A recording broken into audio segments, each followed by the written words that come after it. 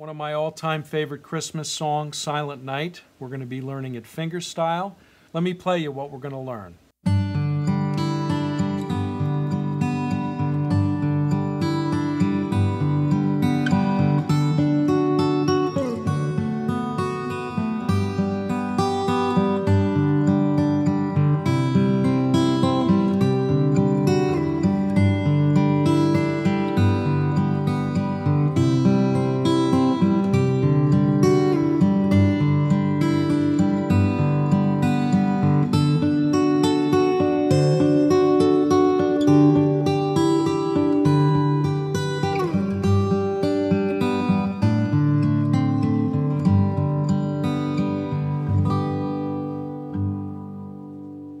All right, go ahead and download the sheet music right here, and then come on back. I'm going to start out with playing this song really slow. And 2, and 3, and...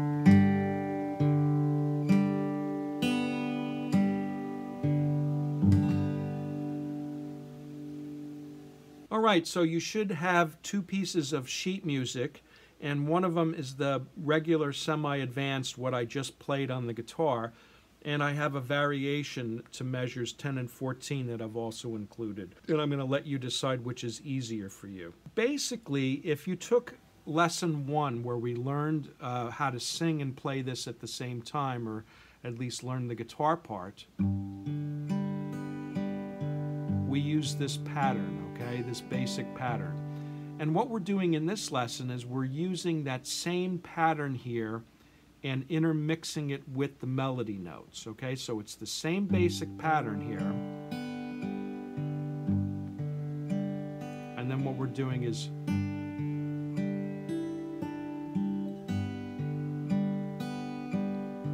and actually, to do this, when I break it down, it's really relatively easy. Now, I want to just show you something here, because in some ways, this is actually easier than lesson 2. This pattern right here on the right hand really never changes that much on the right hand. This is the same on for measure 2 as it is in 1. Measure 3 is the same. Measure 4, 5, measure 6, 7, and 8. They're all the same, okay? We're all going thumb, middle together, thumb, index, middle, index, thumb. It's pretty much always that way. There's 3 measures that have a variation from this pattern. So it's 10, 14, and then when we get down to measure 21, we have, to accommodate the melody, we have a slight variation with the picking pattern, okay? But the rest of it's all the same.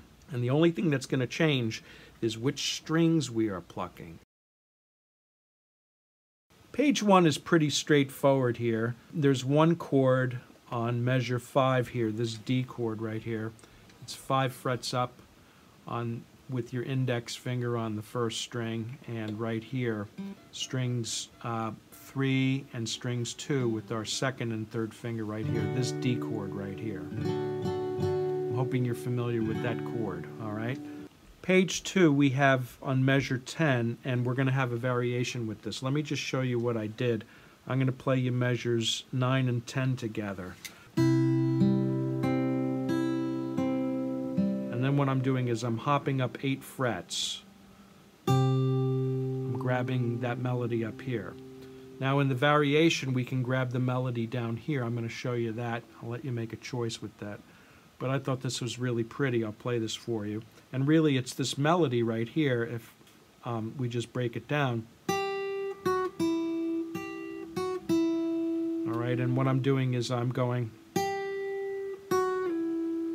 a slide here. And then intermixing it with the finger picking pattern.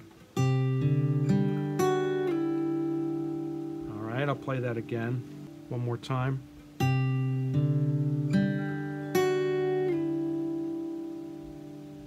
Measures 17 and 18 is this D chord again, with the same finger position that we used last time. On the top of measure 18, we're going to be grabbing that C note on the first string, 8 frets up. So it sounds like this.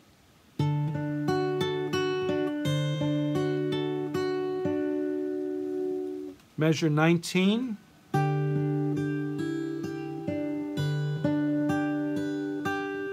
Just like a regular D chord, except I'm sliding it up to the 7th fret on the first string.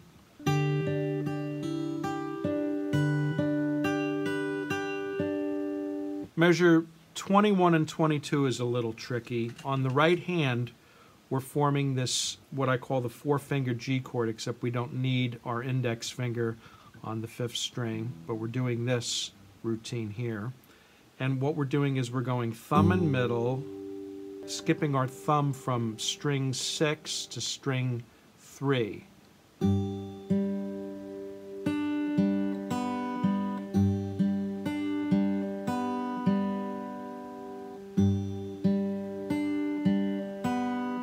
we're kind of just going back and forth between strings 2 and 3 with our right hand, right here.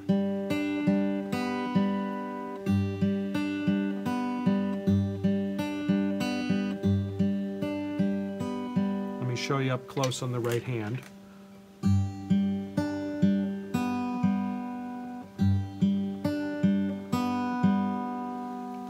Measure 22 is this chord right here. It's a D chord, and I'm playing it with my middle finger and my pinky because I'm going to get this, my index finger down on the C note as well. We're just going to leave that finger off, so we might as well go ahead and plant the whole thing here. Kind of reminds me of a cockeyed D minor chord, except I'm putting my finger, instead of on the F note, I'm putting my finger on the C note. And I'm leading off that chord with the A note on the bass. And it's the same pattern, basically, we've been using.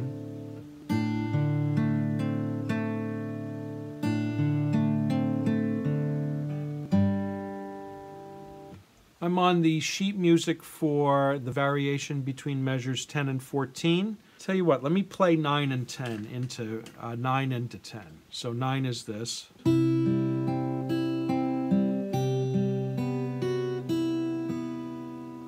And the same thing happens on measures 13 and 14.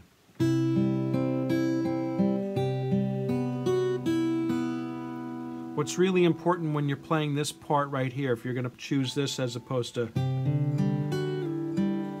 is to make sure that you keep your fingers arched really well with this. To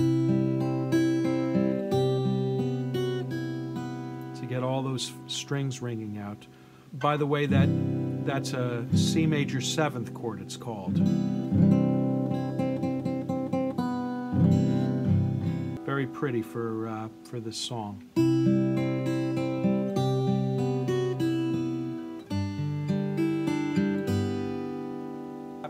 If you missed any of the videos in this series, all you have to do is go right here and click on that box, the Silent Night playlist.